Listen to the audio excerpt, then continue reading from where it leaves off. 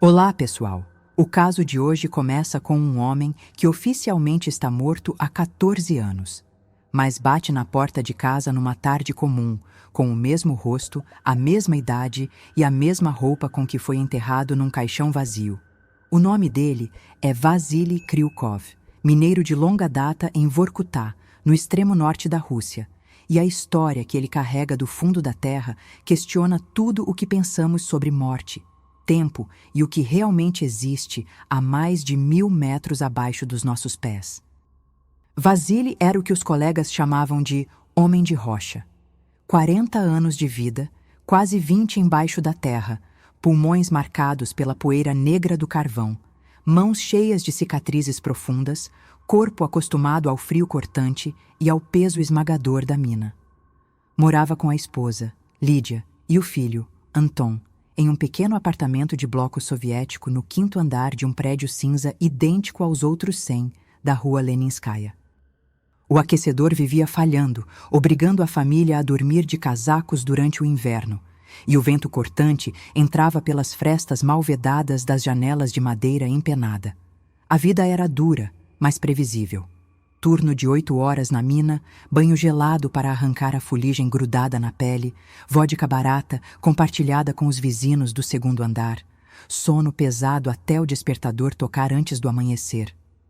Até o dia em que a mina, número 17, decidiu engolir parte dos seus homens. Em 23 de abril de 2003, segunda troca de turno, 2:30 da tarde, a brigada de Vasily desceu para mais uma jornada. Mina 17, a mais profunda do norte de Vorkutá, tinha um poço vertical de cerca de 100 metros, cavado na rocha viva há décadas, seguido de túneis horizontais que avançavam outros 300 metros em direção às entranhas da terra. O ar lá embaixo era denso, carregado de umidade e poeira suspensa, e a temperatura oscilava entre 4 e 6 graus Celsius. Lá embaixo não havia nada de poético. Só um tipo específico de carvão, antracito, duro como pedra vulcânica e valorizado internacionalmente por queimar limpo, quase sem fumaça. A equipe daquele dia era formada apenas por veteranos que conheciam cada estalo da rocha, cada gemido das vigas de sustentação. O brigadista Semyonov, com seus 52 anos e 3 dedos a menos na mão esquerda. Kolka Rybakov, especialista em explosivos controlados. O velho Petrovich, que andava curvado, mas tinha o ouvido mais aguçado de todos. Maxim, o mais novo da turma com 34 anos. Lyosha, que carregava no bolso da camisa uma foto plastificada da filha de 7 anos. E Vasily. Gente com família esperando em casa, prestações atrasadas do Lada estacionado na rua e a mesma certeza tácita. Descer e subir vivos era questão de rotina, disciplina e respeito absoluto às regras de segurança. Até o início da tarde, tudo correu dentro do previsto.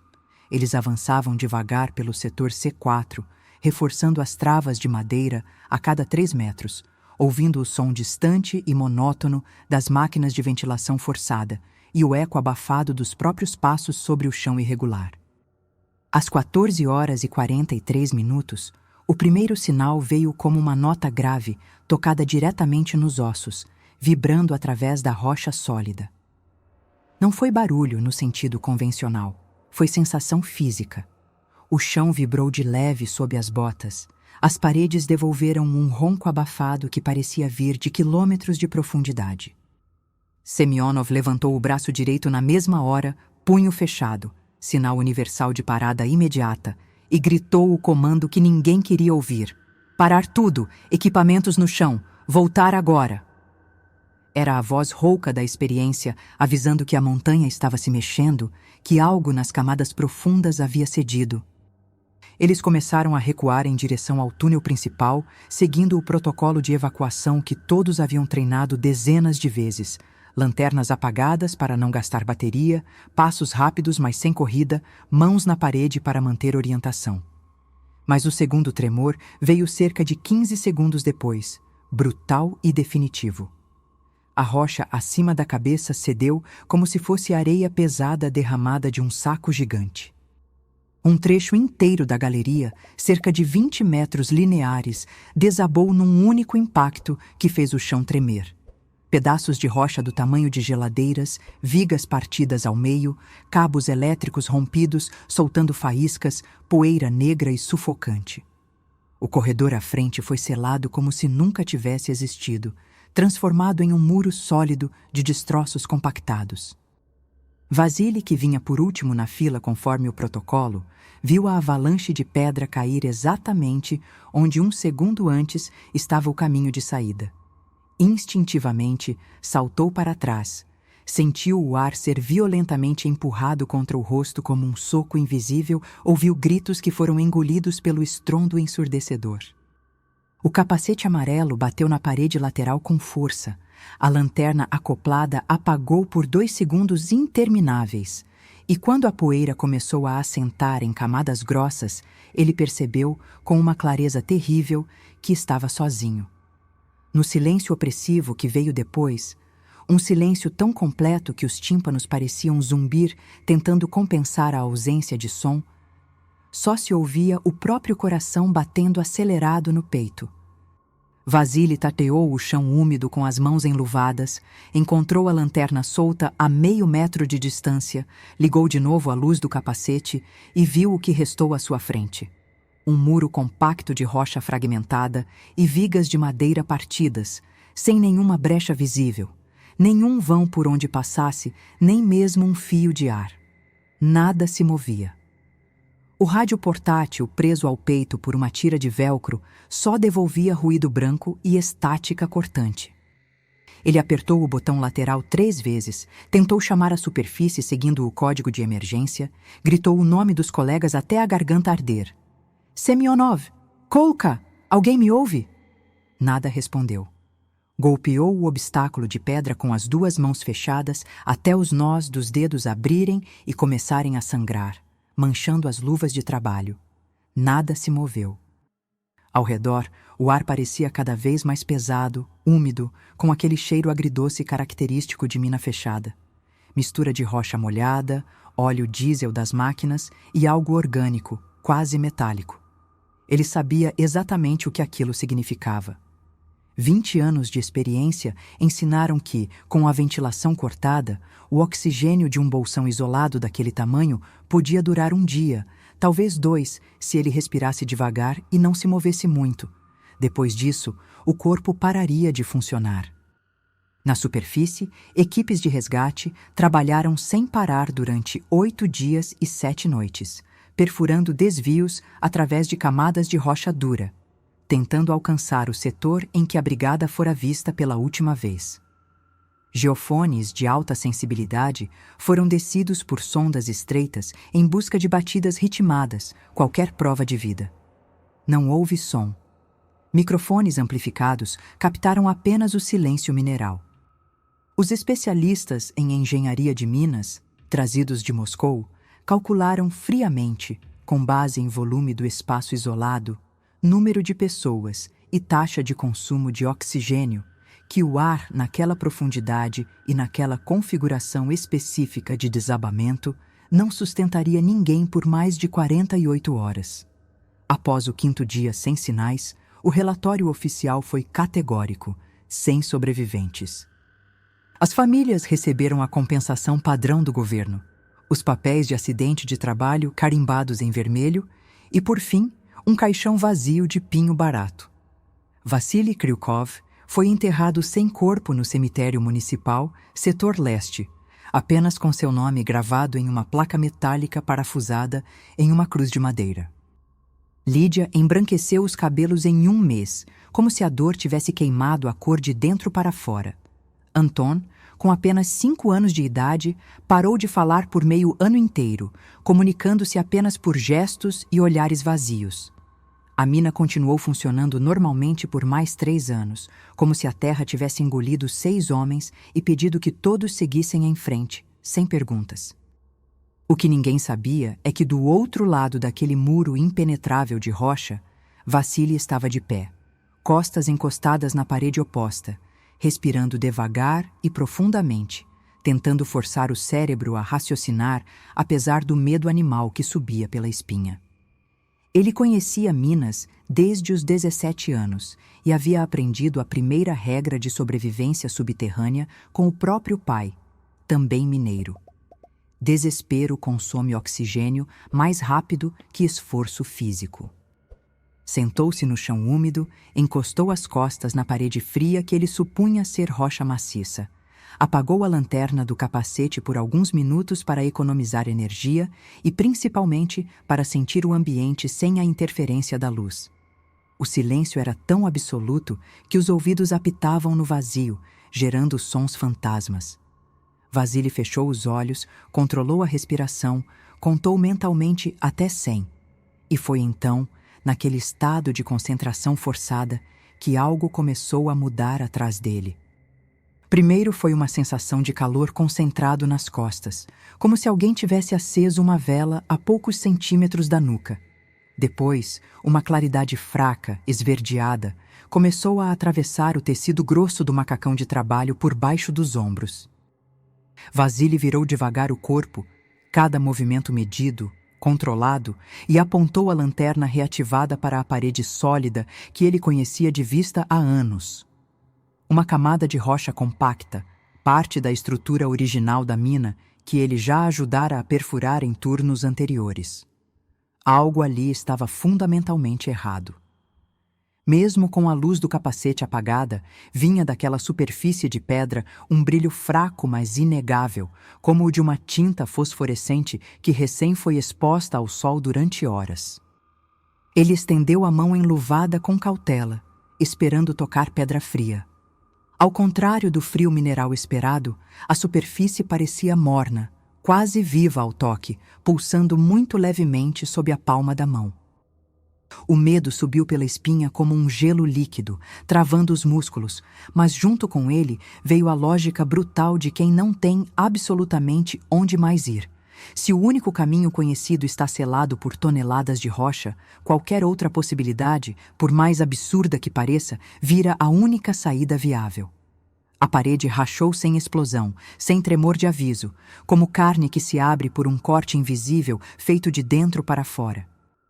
A claridade verde aumentou bruscamente, preenchendo pequenas fendas que surgiam e se alargavam diante dos olhos de Vasily, até formarem uma abertura estreita e irregular. Algo como um corredor de pouco mais de 1 metro de largura, cerca de 1,80 m de altura, suficiente para passar curvado. Não era uma rachadura natural, causada por pressão geológica.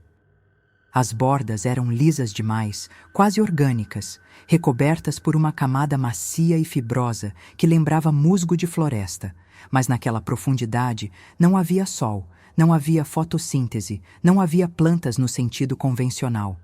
O cheiro que saiu daquela abertura era complexo. Mistura de terra molhada depois da chuva, fungo de porão antigo e algo doce, pesado, desconhecido, que grudava no fundo da garganta. Vasily sentiu o ar à sua volta mudar de qualidade. De viciado, quente e pesado para úmido, mais fresco e, estranhamente, mais rico. Respirar ficou mais fácil, quase prazeroso. Os pulmões se encheram sem o peso habitual.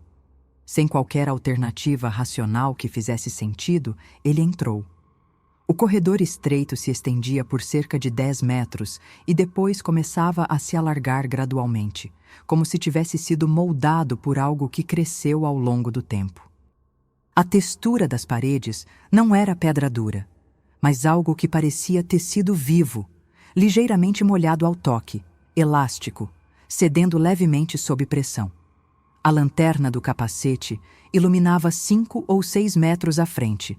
Além desse ponto, a própria escuridão parecia ter densidade física, como se reagisse à luz absorvendo-a em vez de apenas refletir. Quanto mais ele avançava, passos lentos, mão direita na parede para orientação, mais percebia que aquela não era uma fenda acidental causada pelo desabamento, mas parte de algo estruturado, deliberado. Curvas suaves em vez de ângulos retos, nenhuma pedra solta no chão, nada de destroços ou escombros. Depois de caminhar uma distância que ele não conseguiu medir com precisão, O relógio de pulso havia parado no impacto, congelado em 14 horas e 43 minutos, e ali embaixo o tempo perdia qualquer referência externa. O corredor se abriu dramaticamente em uma câmara ampla e oval, com teto alto de pelo menos 10 metros e um raio aproximado de 50 metros de ponta a ponta. Ali dentro, a origem exata da luz ficou imediatamente clara. Não era lâmpada fluorescente, não era equipamento humano, não era fosforescência química. Centenas, talvez milhares, de fungos enormes cresciam nas paredes rugosas, no chão irregular e até em partes do teto abobadado. Chapéus do tamanho de pratos de jantar e tampas de panela de sopa, sustentados por hastes grossas como o braço de uma criança pequena, emitiam um brilho verde suave, constante e pulsante em ritmo quase hipnótico. A superfície das sombrinhas era lisa e elástica, ligeiramente úmida como pele viva. Quando Vassili pressionou com cuidado a ponta do dedo indicador em um dos chapéus menores, sentiu resistência firme e um calor suave emanando de dentro da estrutura, como se o organismo estivesse metabolizando algo continuamente. O cheiro era muito mais intenso ali. Uma combinação densa de floresta temperada após chuva de verão, pedra antiga coberta de líquens e algo difícil de definir com palavras, mas estranhamente reconfortante, quase nostálgico, como se despertasse memórias profundas que o cérebro não sabia que tinha.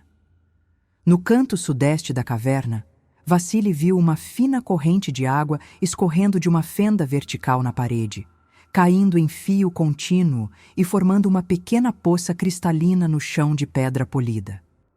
Ele ajoelhou devagar, aproximou o rosto, cheirou com cuidado. Não havia cheiro de enxofre, não havia gosto metálico no ar. Molhou a ponta dos dedos, levou a língua. Era água pura, gelada, sem qualquer sabor além do mineral suave. Ele bebeu diretamente da poça, usando as mãos em concha, até o estômago vazio reclamar com um desconforto surdo.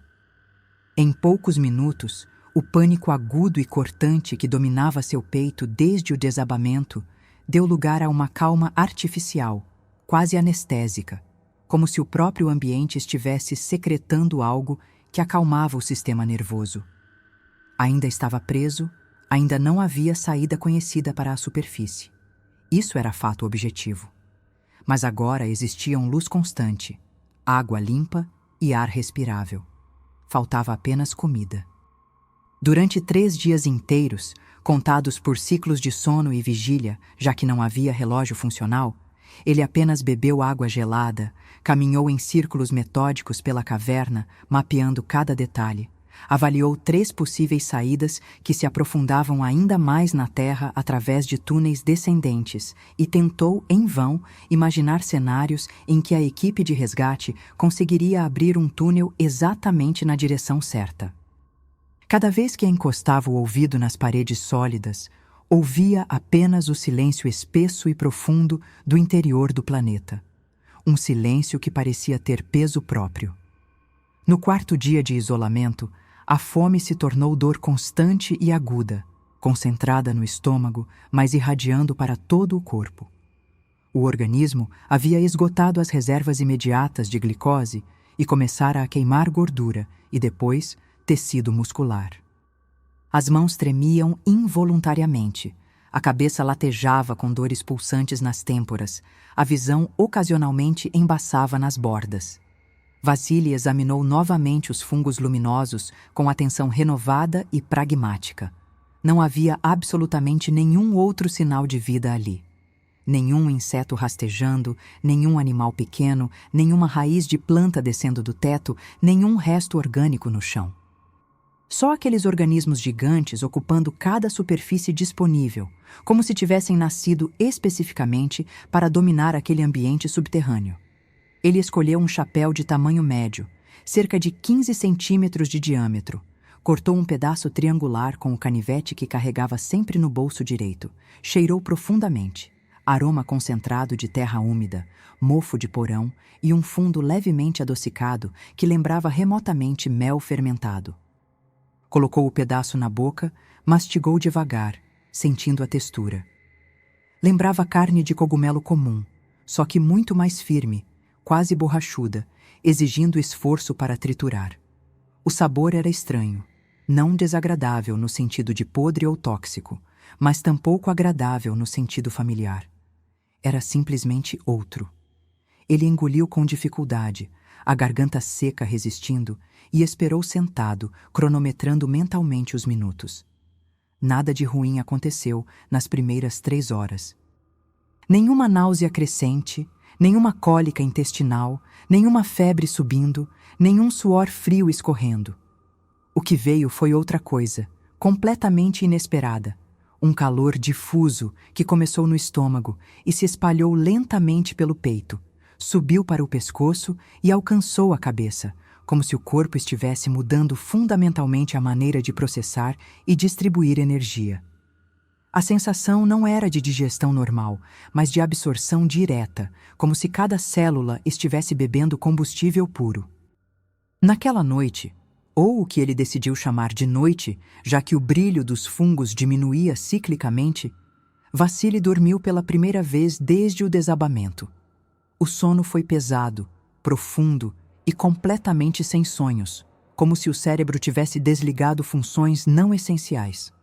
Quando acordou, sem saber quanto tempo havia passado, mas sentindo que fora muito, experimentou uma clareza mental incomum, quase anormal.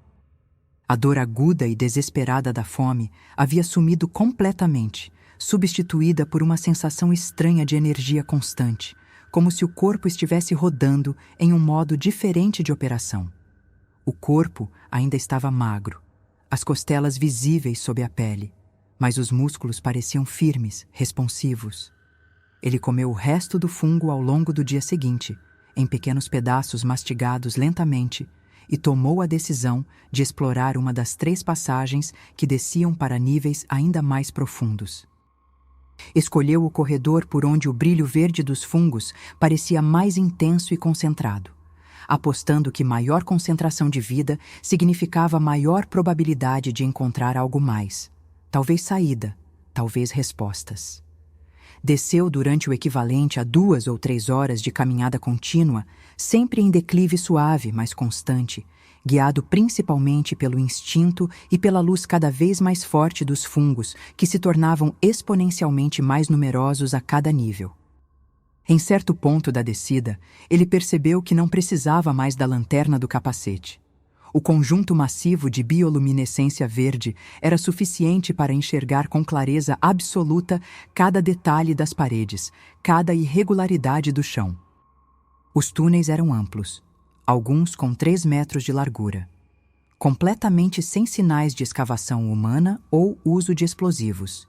E por mais que ele soubesse, como mineiro experiente, reconhecer fraturas naturais causadas por movimentos tectônicos e formações de galerias por erosão hídrica, aquilo não se encaixava em absolutamente nada conhecido nos manuais de geologia que havia estudado durante os treinamentos obrigatórios. Era organizado demais, limpo demais, funcional demais, como se tivesse sido planejado. Ao final daquela descida longa e silenciosa, ele chegou a um salão gigantesco, com dimensões que desafiavam a compreensão.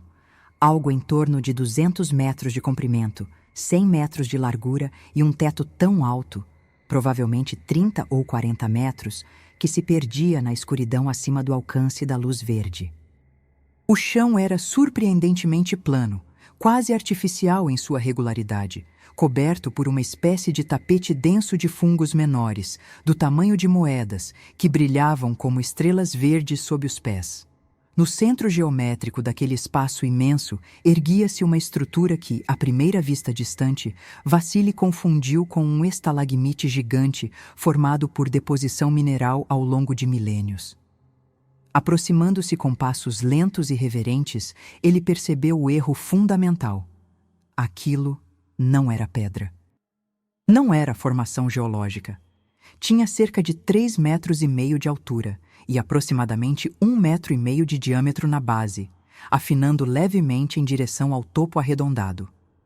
A superfície era extremamente lisa, sem uma única fissura visível, de um tom escuro profundo, quase preto, atravessado por delicadas veias verde-esmeralda que pulsavam em ritmo constante e regular, como batimentos cardíacos ou respiração de organismo vivo. A pulsação tinha frequência aproximada de 60 batimentos por minuto, exatamente a frequência de repouso do coração humano. Quando Vassili estendeu a mão direita e encostou a palma aberta naquela superfície alienígena, sentiu calor imediato e algo mais profundo. Uma vibração muito leve, contínua, quase subsônica, que subia pelo braço e ressoava no peito, como se aquele pilar estivesse vivo, não apenas por fora, mas densamente habitado por dentro, repleto de processos invisíveis. Dando a volta completa ao redor da base, movendo-se lentamente e examinando cada centímetro, ele encontrou na face oposta, voltada para a parede mais distante do salão, uma cavidade circular perfeitamente regular de aproximadamente 30 centímetros de diâmetro e 15 centímetros de profundidade, escavada na estrutura sólida. Dentro dessa cavidade, contido como em uma tigela orgânica, havia um líquido escuro, extremamente viscoso, que refletia o brilho verde ao redor com um tom metálico estranho, quase iridescente. O cheiro que emanava dali era parecido com o dos fungos luminosos, porém multiplicado por 10 em intensidade. Muito mais concentrado, quase agressivo nas narinas, com notas que lembravam terra molhada, cobre oxidado e algo doce que grudava no fundo da garganta. Por um impulso misturado com curiosidade científica e desespero crescente, a necessidade de entender onde diabos estava e o que era tudo aquilo, Vassili mergulhou a mão direita naquela substância desconhecida. O líquido estava quente, quase queimando a pele, mesmo através da luva de couro grosso, denso como óleo de motor, mas deslizando de forma estranha. Ele retirou a mão rapidamente, levou os dedos enluvados ao nariz, inalou. O aroma invadiu os seios da face como fumaça cáustica, subindo direto para o cérebro. A cabeça girou violentamente, as pernas bambearam, a visão escureceu nas bordas. Ele recuou instintivamente 3 passos, limpando a mão enluvada no tecido do macacão com movimentos frenéticos, o coração disparado no peito. Horas depois, enquanto voltava lentamente para a primeira caverna, seguindo o caminho mental que havia memorizado, Vassili percebeu que a pele da mão direita, onde o líquido viscoso havia tocado, mesmo por cima da luva, como se tivesse permeado o couro, parecia visivelmente diferente, mais espessa ao toque, ligeiramente mais escura em tonalidade e atravessada por filamentos finíssimos de coloração esverdeada brilhante sob a superfície da epiderme, como uma rede de capilares luminosos desenhados sob a pele. No dia seguinte, contado por mais um ciclo de sono, esses traços visíveis desapareceram da visão superficial, absorvidos ou recolhidos para camadas mais profundas, mas não desapareceram da sensação. Ele ainda sentia algo diferente naquela mão, como se ela estivesse mais viva, mais sensível ao toque, mais conectada a algo maior. No fundo da mente, onde o instinto falava mais alto que a razão, ele sabia com certeza absoluta que alguma coisa fundamental havia sido acesa, ativada ou despertada dentro dele. A partir daquele momento, ele começou a perceber o ambiente subterrâneo de modo radicalmente diferente. Os fungos que antes apenas iluminavam passivamente, agora pareciam comunicar informação de forma ativa, embora sem palavras ou sons. Quando brilhavam um pouco mais forte, aumentando a intensidade em ondas síncronas, Vassili sentia uma espécie de alerta difuso percorrendo a pele, como se o sistema subterrâneo inteiro, conectado por quilômetros de micélios invisíveis, estivesse reagindo a mudanças significativas acontecendo a distâncias enormes. Quando o brilho coletivo caía suavemente, havia a impressão clara de calma, repouso, segurança. Era como se ele tivesse sido conectado, sem permissão, mas também sem violência, a uma rede silenciosa de comunicação biológica que existia muito antes de ele nascer. As semanas passaram sem contagem precisa, ou confiável. Lá embaixo não existiam dias e noites no sentido solar, apenas ciclos lentos de intensidade de luz verde. Períodos em que os fungos brilhavam mais forte, durando o equivalente a talvez 12 horas, seguidos por períodos em que a luz diminuía significativamente, mas nunca apagava completamente, criando uma penumbra densa. Em um desses ciclos mais claros, ao retornar ao grande salão da coluna central, seguindo uma rota que já conhecia de memória, Vassili percebeu imediatamente que não estava mais sozinho. 3 figuras esperavam pacientemente perto da base do pilar vivo, imóveis como estátuas, observando sua aproximação. Tinham forma inequivocamente humanoide, cerca de 1,60 m de altura cada uma, muito magras, quase esqueléticas em proporções, com pele lisa e completamente sem poros visíveis, de tonalidade acinzentada com reflexo esverdeado sutil que pulsava em sincronia com a luz ao redor. Não havia pelos visíveis em nenhuma parte do corpo, nem cabelo, nem sobrancelhas, nem penugem. Os olhos ocupavam boa parte da face, desproporcionalmente grandes, completamente escuros de canto a canto, sem pupila aparente, sem íris distinguível, apenas uma superfície negra profunda e brilhante, como obsidiana polida que refletia a luz verde em padrões hipnóticos. Não havia boca no sentido humano, apenas uma linha discreta e fina logo abaixo do que seria o nariz, que também não era proeminente. Só 2 pequenas aberturas ovais de narina. As mãos eram longas, com dedos finos e desproporcionalmente extensos, terminando em almofadas arredondadas sem unhas ou garras, como ventosas suaves. Eles se moviam com fluidez desconcertante, quase deslizando sobre o chão em vez de caminhar, sem o ruído característico de passos sobre pedra. Tudo no corpo de Vassili, cada instinto mamífero acumulado ao longo de milhões de anos de evolução, gritava internamente que ele deveria sentir medo paralisante, terror animal, vontade de correr. Mas o que realmente veio, subindo do peito e inundando a mente, foi outra sensação completamente incompatível com o esperado.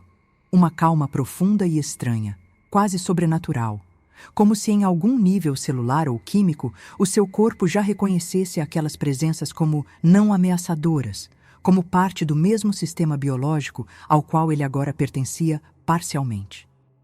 Um dos seres aproximou-se com movimentos deliberadamente lentos e fluidos, eliminando a distância até ficar a menos de 1 metro de Vassili, invadindo completamente o espaço pessoal. A criatura ergueu uma das mãos longas, com 5 dedos claramente articulados, mas desproporcionais, medindo quase 20 centímetros cada um, e manteve a palma virada para cima em um gesto que, apesar de vir de uma anatomia alienígena, era universalmente reconhecível como convite ou oferta. O gesto era nitidamente pacífico, desprovido de ameaça.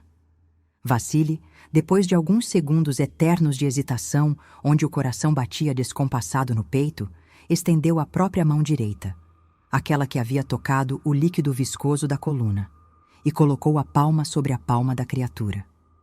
O contato foi surpreendentemente quente, muito mais quente que pele humana, seco, mas macio, com textura que lembrava couro curtido de qualidade.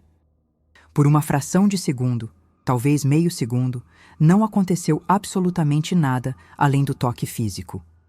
Em seguida, sem aviso, uma onda massiva de informação percorreu o braço de Vassili como corrente elétrica de alta voltagem, subiu para o ombro, atravessou o peito esquerdo e explodiu literalmente dentro da cabeça sob a forma de imagens, sensações, emoções e conceitos comprimidos.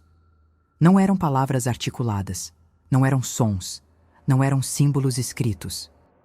Eram sensações puras, formas tridimensionais se movendo no espaço mental, fragmentos comprimidos de tempo e experiência condensados em pacotes de informação direta. Cavernas imensas se formando ao longo de milhões de anos por processos geológicos lentos e inexoráveis. Fungos primitivos começando a se espalhar em camadas profundas, adaptando-se à ausência total de luz solar e desenvolvendo bioluminescência própria através de reações químicas internas. Gerações e gerações daquelas criaturas, nascendo, crescendo, aprendendo e morrendo lá embaixo, ao longo de períodos de tempo que faziam a história humana parecer um piscar de olhos. A observação silenciosa e paciente do que acontecia quilômetros acima na superfície. Civilizações humanas surgindo, guerras acontecendo, cidades sendo construídas e destruídas.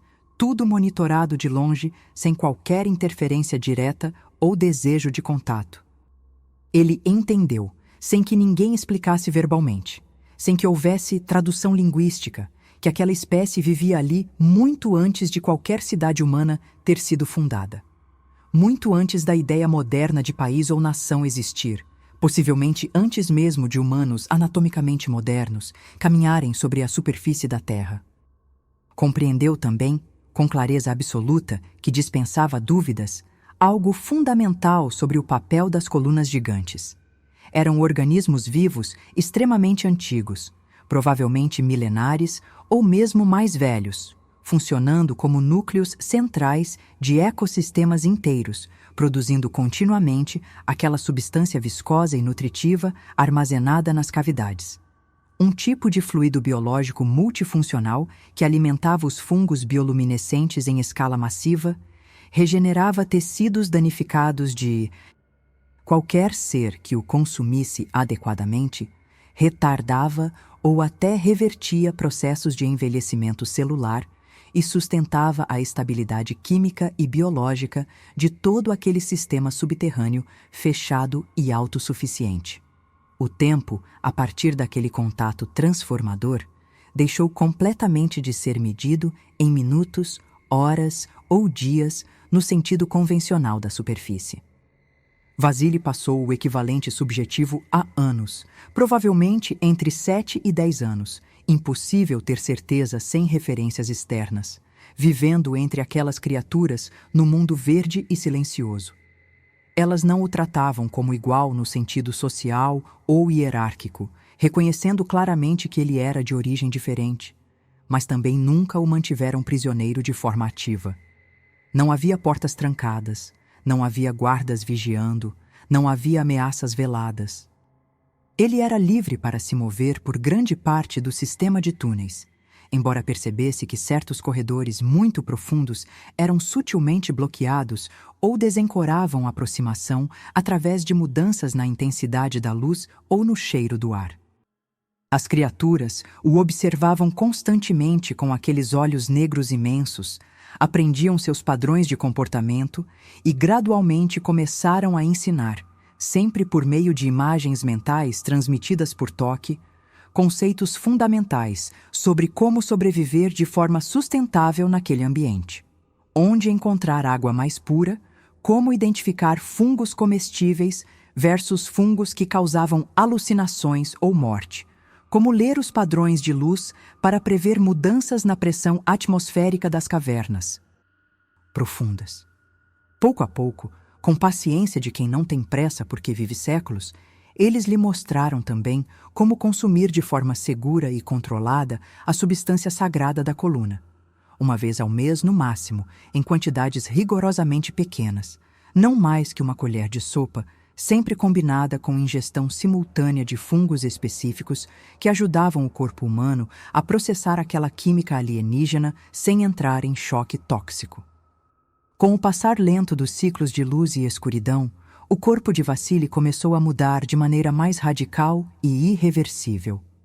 Os pulmões, antes seriamente danificados e marcados por quase 20 anos de inalação contínua de poeira de carvão, com áreas de fibrose, inflamação crônica e capacidade reduzida, se tornaram progressivamente mais limpos, mais eficientes, mais silenciosos durante a respiração. As cicatrizes profundas que cruzavam as costas e os braços, acumuladas ao longo de décadas de acidentes pequenos em túneis estreitos, começaram a desaparecer lentamente, a pele se regenerando de dentro para fora até ficar completamente lisa. Músculos ganharam resistência sobrenatural e capacidade de trabalho contínuo, sem fadiga aparente, mas curiosamente sem hipertrofia visível, permanecendo compactos, densos, eficientes. A pele perdeu todos os calos grossos das mãos, se alisou completamente, e aquelas linhas esverdeadas discretas que haviam aparecido inicialmente apenas na mão direita reapareceram de forma permanente, desta vez não só nos braços, mas subindo sistematicamente por todo o peito, descendo para o abdômen, subindo para o pescoço em padrões ramificados que lembravam sistemas circulatórios ou redes neurais. Quando ele ocasionalmente se via refletido nas superfícies extremamente lisas e polidas de certas paredes minerais que funcionavam como espelhos imperfeitos, Vassili tinha a impressão desconcertante de olhar para uma versão preservada e congelada de si mesmo exatamente do dia em que a mina havia desabado. Aparentando cerca de 38 anos, nenhum fio de cabelo branco visível, nenhuma ruga nova ao redor dos olhos ou da boca, pele firme sem flacidez. Mas por baixo dessa aparência superficialmente humana, o mapa luminoso e complexo das linhas verdes pulsantes denunciava de forma inequívoca algo que já não era inteiramente humano no sentido biológico clássico. Ainda assim, por muito tempo, talvez 7, 8, até 10 anos inteiros medidos em ciclos subterrâneos, ele não pensou seriamente ou com real intenção em voltar à superfície. A lógica era simples e dolorosamente clara. Lá em cima, para todos os efeitos legais e sociais, Vassili Kryukov estava oficialmente morto há anos. Família, amigos, vizinhos, colegas de trabalho, todos haviam seguido suas vidas, processado o luto, seguido em frente sem ele. Lídia provavelmente havia se adaptado à viuvez, talvez até refizesse a vida. Anton estava crescendo, entrando na adolescência sem pai. Voltar seria abrir feridas cicatrizadas, criar confusão, levantar perguntas impossíveis de responder sem parecer louco. Ali embaixo, pela primeira vez em 40 anos de vida dura, ele não sentia dor crônica nas costas, não sentia cansaço acumulado nos ossos, não enfrentava a ameaça constante de novos desabamentos ou explosões. Ao contrário, estava inserido de forma estável em um sistema ecológico que parecia perfeitamente equilibrado, previsível e profundamente indiferente às confusões políticas, econômicas e emocionais que dominavam a vida humana na superfície. Isso mudou abruptamente em um momento específico que Vassili jamais esqueceria.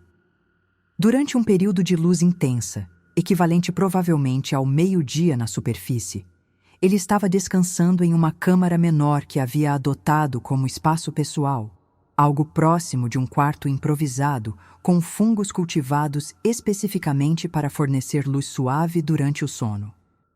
De repente, sem aviso prévio, um som completamente diferente de todos os ruídos naturais subterrâneos ecoou à distância, vindo de níveis superiores. Um bate-bate metálico ritmado, mecânico, inconfundível para qualquer mineiro com experiência. Perfuratrizes industriais pesadas abrindo caminho através de rocha dura, operando em turnos contínuos, provavelmente acompanhadas de explosivos controlados. As criaturas que estavam nas proximidades congelaram instantaneamente.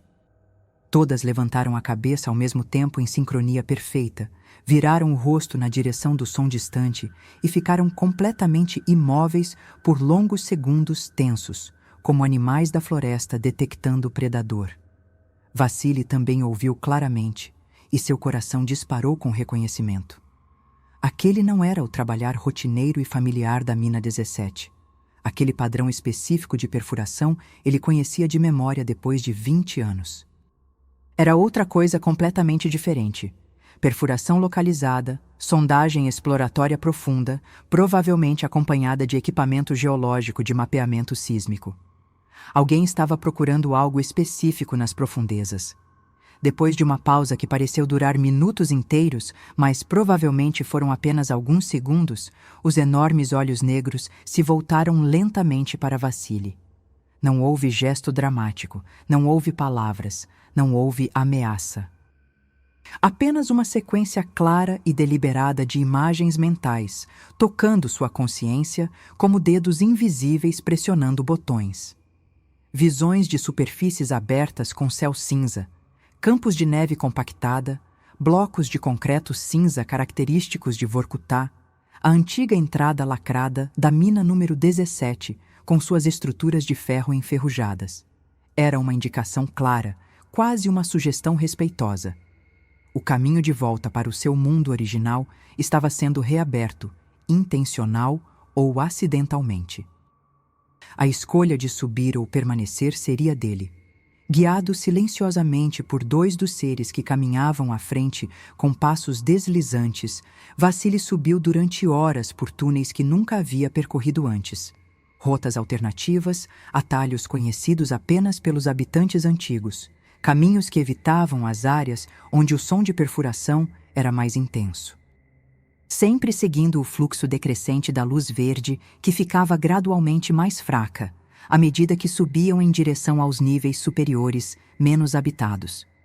Em certo ponto, depois de uma subida longa, íngreme e fisicamente exigente, através de um corredor estreito que obrigava a rastejar em alguns trechos, eles chegaram novamente à primeira câmara modesta, onde Vassili havia bebido água pela primeira vez anos atrás, quando ainda acreditava que seria resgatado em dias. Ali, os fungos luminosos ainda existiam e brilhavam, porém em número muito menor que antes, espalhados em pequenos grupos isolados em vez de coberturas densas, como se o sistema biológico subterrâneo estivesse se reorganizando estrategicamente para níveis mais profundos e seguros. Em seguida, olhando para cima com a lanterna do capacete, que ele ainda carregava desligada no cinto, mais por hábito que necessidade, Vassili encontrou algo novo. Um buraco irregular no teto da antiga galeria de mineração. Uma abertura com cerca de 1,20 m de diâmetro, por onde entrava uma claridade pálida, fria, inconfundivelmente natural vinda de cima. Era a luz do dia ártico, filtrada por nuvens densas, mas ainda assim luz solar real. Seu coração acelerou descontroladamente. Ele escalou com dificuldade, apoiando pés e mãos em saliências irregulares da rocha úmida, usando técnicas de escalada que havia aprendido na juventude, e quando finalmente emergiu completamente no nível superior, puxando-se pelo buraco e rolando no chão de concreto rachado, não encontrou o que inconscientemente esperava. Não havia equipamento de socorro montado, não havia homens de capacete laranja, não havia sirenes de ambulância, não havia equipes de resgate. O que Vassili encontrou, abrindo os olhos e respirando fundo aquele ar gelado e cortante que queimava os pulmões, foi silêncio absoluto. A saída irregular dava diretamente para a área industrial completamente abandonada da velha mina número 17. Os blocos de concreto que antes abrigavam escritórios e vestiários estavam rachados verticalmente, com pedaços grandes caídos no chão. A ferrugem vermelha e laranja tomava conta de todas as estruturas de ferro expostas. O mato alto e resistente do Ártico crescia vigorosamente entre rachaduras profundas no asfalto deteriorado. As instalações haviam sido oficialmente seladas anos antes com chapas grossas de aço soldadas e blocos de concreto armado. E agora, aquele ponto específico, por onde ele subia como um fantasma retornando, era apenas uma fratura esquecida, um buraco perdido que ninguém havia notado ou se importado em reparar.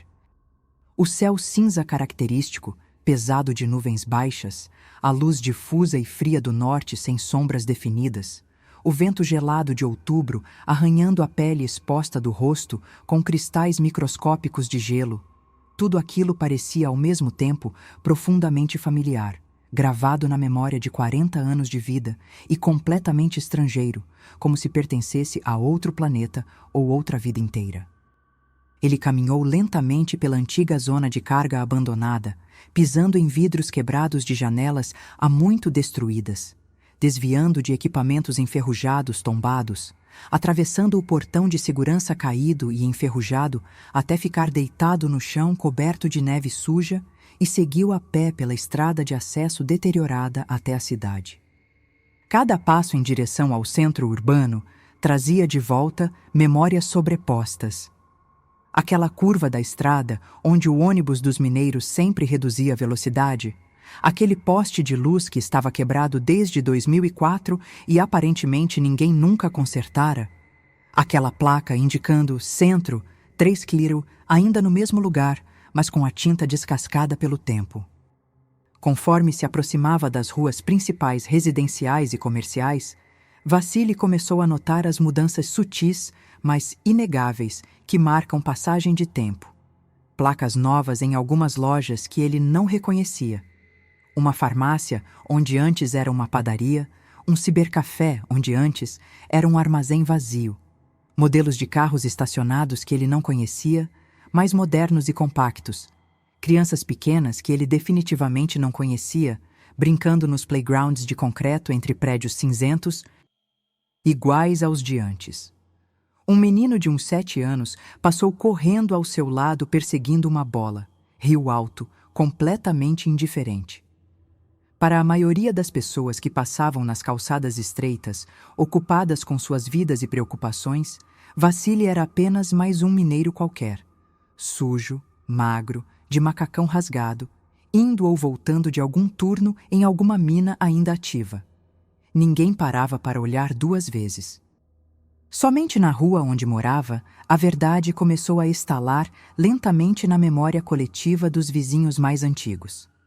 Uma mulher de meia-idade que saía carregando 2 sacolas pesadas da pequena mercearia do número 43 parou abruptamente no meio do movimento, olhou fixamente para o rosto de Vassili com olhos arregalados, a boca se abrindo lentamente e simplesmente derrubou ambas as sacolas no chão. Ovos se quebrando, garrafas rolando, latas espalhando-se pela calçada suja de neve. Ela não disse nada, não gritou. Apenas ficou paralisada, olhando como se tivesse visto um morto caminhando. Um farmacêutico velho, Sr. Grigoriev, que Vassili conhecia desde a década de 90, estava parado na porta da farmácia do número 71, fumando um cigarro barato. Quando seus olhos encontraram a figura aproximando-se, o cigarro caiu da boca entreaberta e ele permaneceu completamente imóvel, mão congelada no ar, acompanhando com os olhos fixos e sem piscar até Vassili virar a esquina e desaparecer de vista. Sussurros começaram a se espalhar rapidamente de janela para janela, de apartamento para apartamento, através daquele sistema de fofoca de bairro que funciona mais rápido que qualquer telefone. O morto está andando pela cidade. Kryukov voltou. Vassili Kryukov está vivo. Vassili subiu lentamente os degraus de concreto rachado do pequeno prédio de 5 andares onde morara, segurando no corrimão de ferro frio, contando cada degrau como fazia antigamente quando voltava cansado dos turnos noturnos. 5º andar. Apartamento 52. A mesma porta verde escura com a tinta descascada no canto inferior esquerdo. Parou por longos segundos diante daquela porta que conhecia de memória, inspirou fundo sentindo o ar gelado queimar os pulmões renovados e bateu 3 vezes. Toque, toque, toque. O mesmo ritmo que sempre usava para avisar que era ele chegando. Passos hesitantes e arrastados soaram do lado de dentro, aproximando-se devagar. A tranca girou com aquele som metálico familiar. A porta se abriu 15 centímetros. Lídia apareceu na fresta. Em uma fração de segundo que pareceu congelar o tempo inteiro, o rosto dela alternou entre 3 estados emocionais distintos e incompatíveis: descrença absoluta, reconhecimento traumático e pavor puro. Aquela figura à sua frente, parada no corredor mal iluminado, era inequivocamente o marido. Exatamente, assustadoramente, impossível como no dia em que o turno da tarde o engolira 14 anos atrás, enquanto ela própria havia envelhecido 1 década e meia inteira em sofrimento, dor, pobreza e solidão. Cabelos agora completamente brancos, rosto marcado por rugas profundas, mãos com veias salientes, corpo curvado pela idade. As pernas simplesmente não suportaram o choque. Ela desmaiou ali mesmo, no batente da porta, desabando no chão como um peso morto. O filho, Anton, Agora, um jovem adulto magro de 19 anos, com barba rala e expressão endurecida pela vida, apareceu correndo da sala ao ouvir o baque. Viu a mãe caída, viu o homem parado ali e, com mãos trêmulas que mal conseguiam segurar o aparelho, discou 03, chamando a ambulância, olhando alternadamente para aquele homem que tinha exatamente o rosto das fotografias amareladas penduradas na parede da sala. O pai que ele mal se lembrava, perdido quando tinha apenas 5 anos, mas nenhum lugar lógico no tempo em que viviam. No Hospital Municipal Central, Vassili foi inicialmente examinado como qualquer paciente comum que chega acompanhando um caso de desmaio por choque emocional. Pressão arterial perfeitamente normal, 120/80. Batimentos cardíacos em repouso, 58 batidas por minuto, rítmicos e fortes. Saturação de oxigênio no sangue, 99%, exemplar. Temperatura corporal, 36,8 graus Celsius, dentro da normalidade. Mas os médicos de plantão, especialmente o Dr. Sokolov, médico-chefe com 30 anos de experiência, logo perceberam que absolutamente nada ali era comum ou normal. A ficha cadastral antiga do hospital, puxada do arquivo morto empoeirado do porão, dizia claramente que aquele homem, Vassili Petrovich Kryukov, estava oficialmente morto desde 23 de abril de 2003, vítima fatal de acidente de trabalho na mina número 17, classificado como corpo não recuperado, presumido falecido por condições incompatíveis com vida. Os exames de imagem de tórax solicitados como protocolo mostraram algo que simplesmente não fazia sentido médico algum. Pulmões completamente limpos, como os de um recém-nascido, sem um único ponto microscópico de fibrose, sem sombras ou manchas de deposição de poeira de carvão, sem cicatrizes de inflamação crônica ou tuberculose, que absolutamente todo mineiro com mais de 10 anos de serviço desenvolve inevitavelmente ao longo das décadas de exposição. As radiografias foram refeitas 3 vezes, porque a técnica de radiologia não acreditava que tivesse feito certo. O sangue, coletado em tubos de ensaio padrão e observado sob microscópio eletrônico de alta resolução, apresentava células completamente desconhecidas na literatura médica. Estruturas significativamente maiores que os glóbulos vermelhos normais, com um interior diferente, mostrando organelas nunca catalogadas, e uma fraca, mas inegável luminescência esverdeada quando as lâminas eram observadas em ambiente completamente escuro da sala de microscopia. O diretor do hospital, Dr. Anatoly Ivanovich Petrov, médico de 62 anos formado em Moscou e com carreira impecável, chamou Vassili em particular para uma conversa sigilosa. Trancou a porta do escritório com chave, fechou as cortinas, sentou-se à frente dele e falou com voz baixa e controlada, escolhendo cada palavra com extremo cuidado. Os resultados eram cientificamente impossíveis dentro do conhecimento médico atual. Se fossem divulgados sem contexto adequado ou preparação, causariam escândalo público incontrolável, atrairiam a atenção de jornalistas sensacionalistas, mexeriam com gente de fora da cidade, possivelmente com órgãos federais de segurança ou até militares. Pediu explicitamente, quase implorando, que Vassili não contasse a absolutamente ninguém os detalhes específicos do que havia acontecido lá embaixo.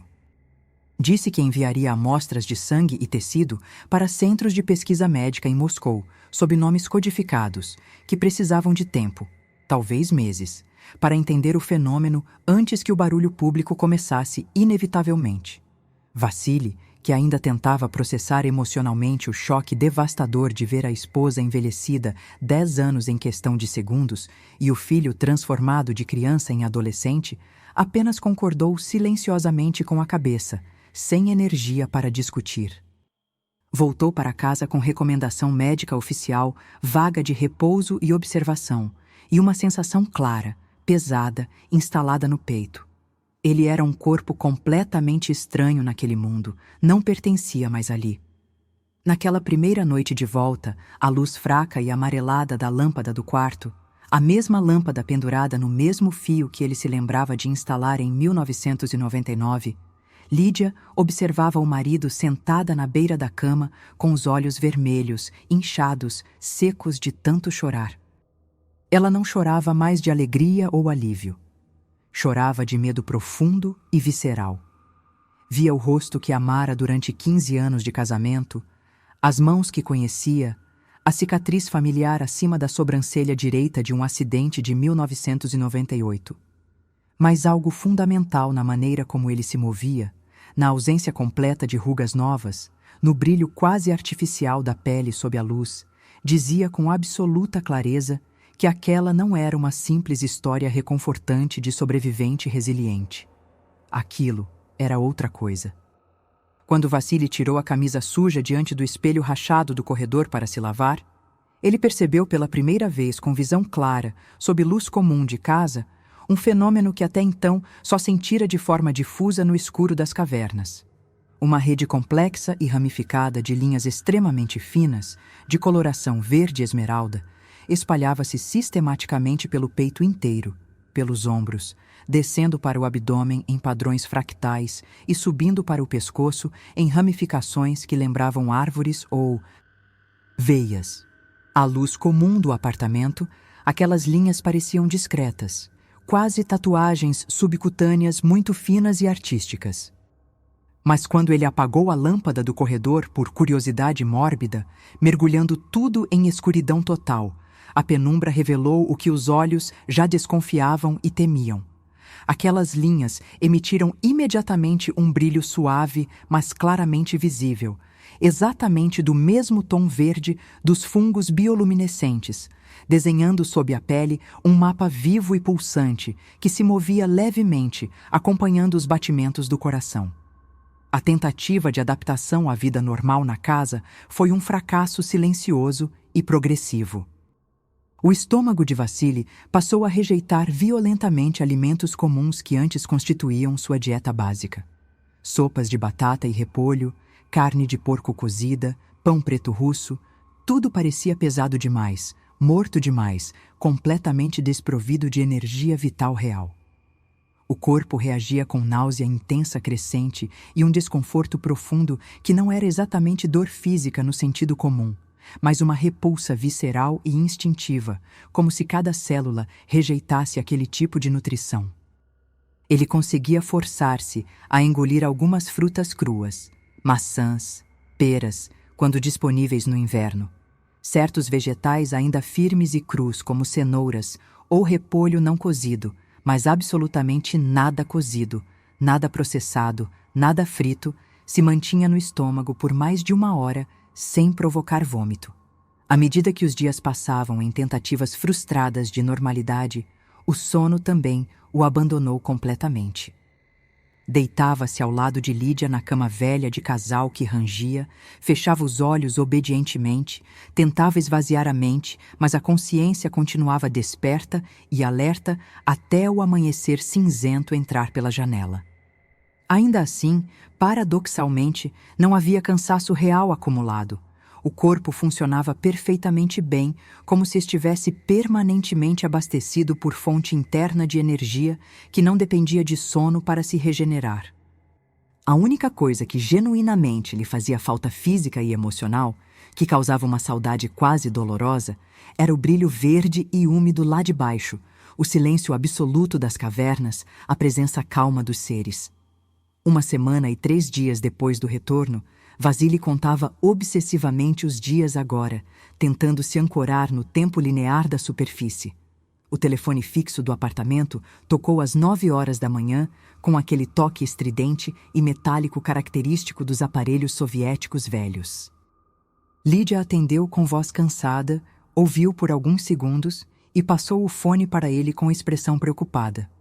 Do outro lado da linha, uma voz masculina se apresentou formalmente como Sergei Viktorovich Volkov, pesquisador sênior de um instituto de pesquisa médica e biológica ligado administrativamente a Moscou, mas com escritório regional em Vorkutá. Falava com polidez profissional impecável, mas com firmeza que não aceitaria recusa. As análises detalhadas do hospital haviam sido recebidas, processadas e revisadas por múltiplos especialistas, dizia ele com voz neutra, e os resultados indicavam um caso sem precedentes na literatura médica internacional que requer investigação aprofundada. Propôs um encontro presencial no prédio da administração municipal da cidade, sala 17, no dia seguinte às 10 horas da manhã. Fez questão de frisar que a presença de Vassili era altamente recomendada no interesse da ciência e da saúde pública, o que em linguagem burocrática russa significa essencialmente obrigatório. Sem muitas alternativas reais e pressionado pela própria curiosidade crescente de entender o que exatamente estava acontecendo com seu corpo, Vassili concordou e compareceu. No gabinete administrativo do segundo andar, sala com paredes cobertas de lambris de madeira escura, cheiro de papel velho e cigarro, retrato de Putin pendurado atrás da mesa principal, ele encontrou 3 pessoas esperando sentadas. O tal Sergei Viktorovich, homem magro de uns 50 anos, com óculos de armação metálica e pasta de couro cheia de papéis. Uma médica jovem de expressão completamente impenetrável, talvez 35 anos, cabelo preso em coque apertado, jaleco branco, imaculado. E um homem mais jovem ainda, provavelmente 20 e poucos anos, de aparência informal, jeans, jaqueta de couro, cabelo um pouco comprido demais para padrões oficiais, que se apresentou apenas como Igor, sem sobrenome, sem título, sem explicação de função. Fizeram perguntas em sequência organizada durante quase 2 horas, alternando entre os 3. Detalhes extremamente específicos do desabamento, quanto tempo exatamente Vassili acreditava ter passado lá embaixo, como encontrou a caverna luminosa, do que especificamente se alimentou, que tipo de seres exatamente viu, tamanho, cor, comportamento, forma de comunicação, como era a substância viscosa das colunas, que sensações causava.